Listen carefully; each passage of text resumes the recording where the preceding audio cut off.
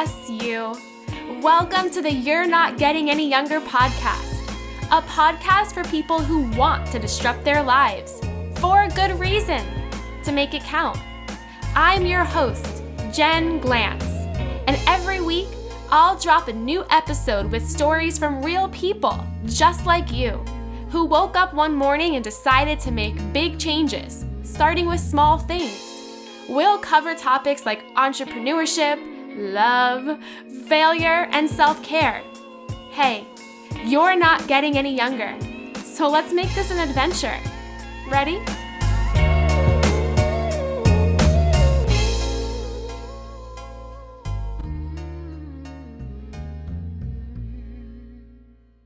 As a content creator and entrepreneur, more than anything else, I value being able to communicate and update my audience, not just about the latest products and services that I'm launching, but also about personal stories, advice, and the tools that make life so much better. One of the tools that I've been using for years is Flowdesk. It's an intuitive platform that helps me design beautiful and professional looking emails, newsletters, welcome offers, sales announcements, and so much more.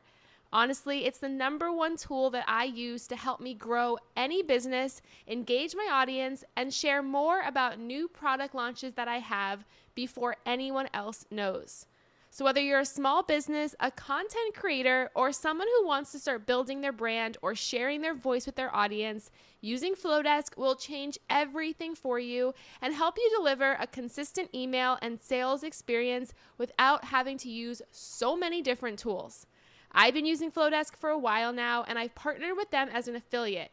Use my link in the show description below to try Flowdesk for free and get a 50% discount on your first year after your trial is up. Hey, any youngers, it's me, your host, Jen Glantz, back with another episode of the You're Not Getting Any Younger podcast.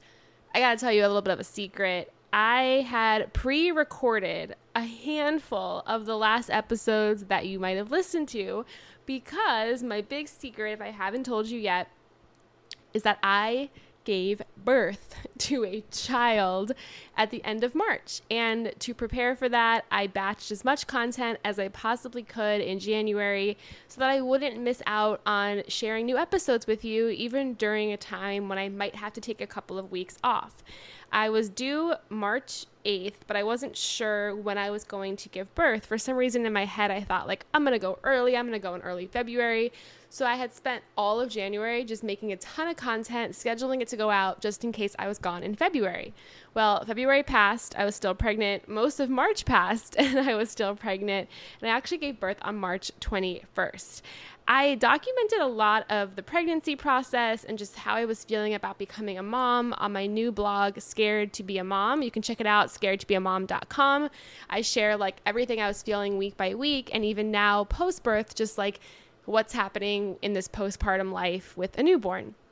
So let me give you some of the quick details and then we'll move on. And if you want, I'll do a whole podcast episode on all of this to just sort of be super transparent and honest with you. I felt during my pregnancy journey, I felt a little bit lonely because I felt like I had to really dig deep for a lot of information. I had to beg friends to tell me things. I had to research.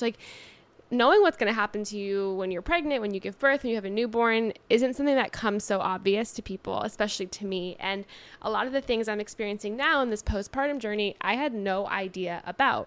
And I'll be honest with you, I'll share these things with you if you want to hear them. But on March 21st at 9:40 a.m., after 38 hours of labor, I gave birth to my daughter, Gemma, and since then, it has been quite a whirlwind experience and adventure of becoming a parent.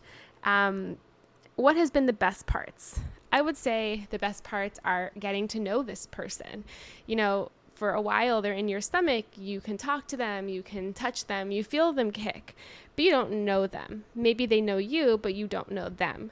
So in the past month, it's been such a joy getting to know her and her personality and just watching her change every single day, having her look into my eyes, talking to her and seeing how she reacts to the things I say. Those have been the best parts. Also, because I was really active during my pregnancy and I went all over the place, it's been really fun as the weeks go on and she gets a little bit older to wheel her around in the stroller and take her to some of the places that I took her when I was pregnant. I have this like favorite spot in the water, in Brooklyn by the water that I took her to, all the places that we walk goofy every day. It's been like really cool getting to take her to these places.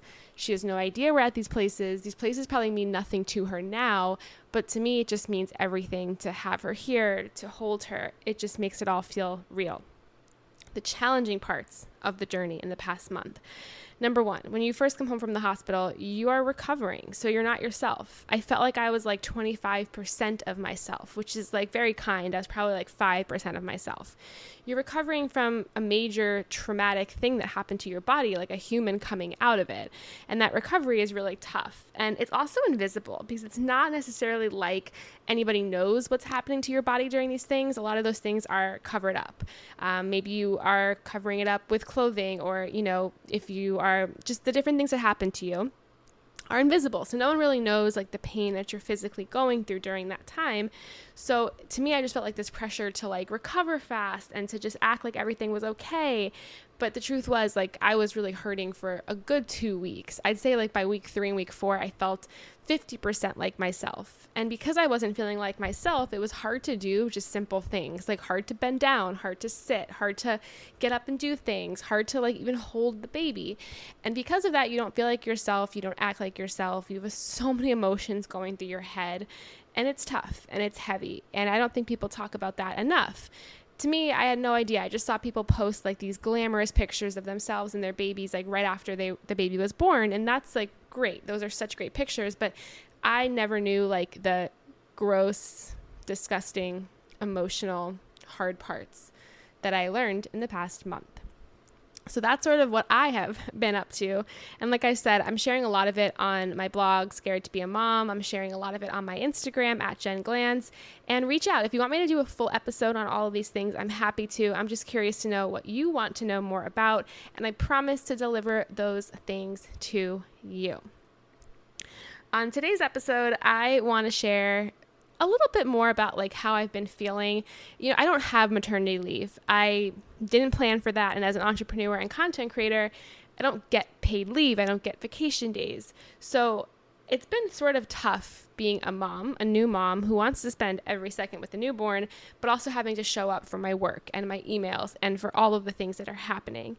And I like that. Like I want to work, but I think like right now it's really hard because I'm trying to do so much. And because I'm trying to do so much, I'm not doing anything great.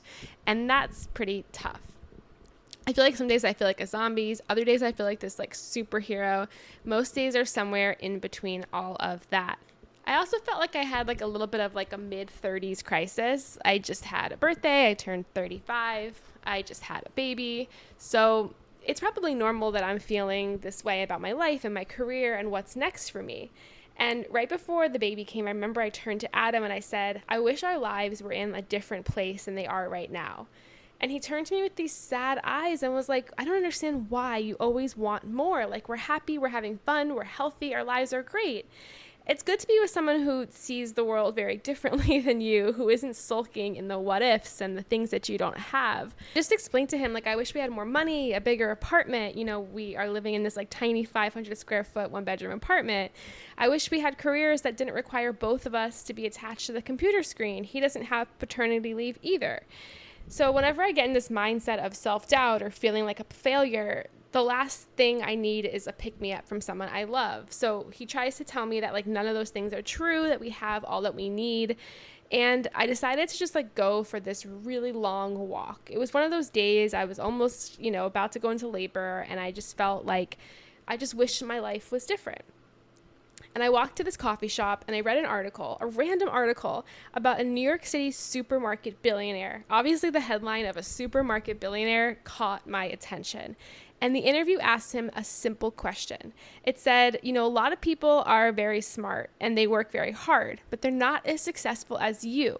So what do you think makes you different? And when I saw the interviewer asked him that question in the article, I was like, this article is golden, because I want to know. I work really, really hard, and I'm not a billionaire. I'm not a millionaire. I'm not even like 5 steps below what a millionaire is. And the guy's response was this. you start in life and you'll reach many, many forks in the road. You have to make sure you're in the right fork most of the time.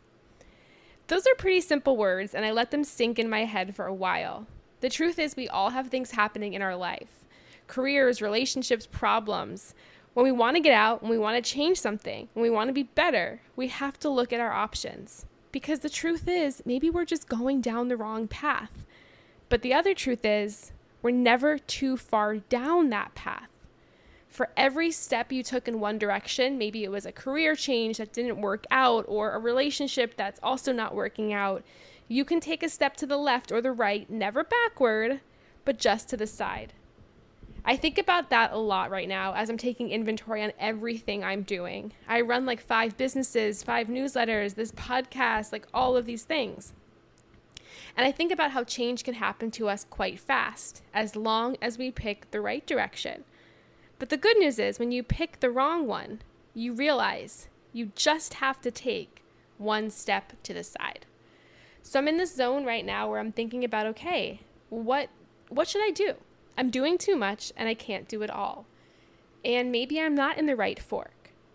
But when I feel down about that, when I feel anxious about that, I remember that quote from the billionaire, and I just remind myself, well, maybe you're not too far from the right fork.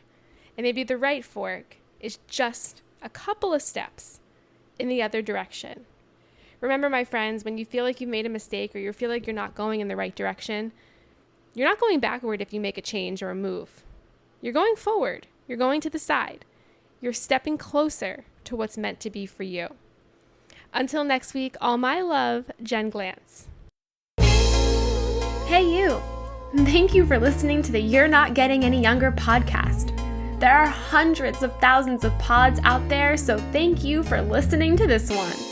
You can find the show notes for this week's episode up on our website, anyyounger.com. Subscribe, rate, and review the You're Not Getting Any Younger podcast on iTunes so that other ears around the world can listen too.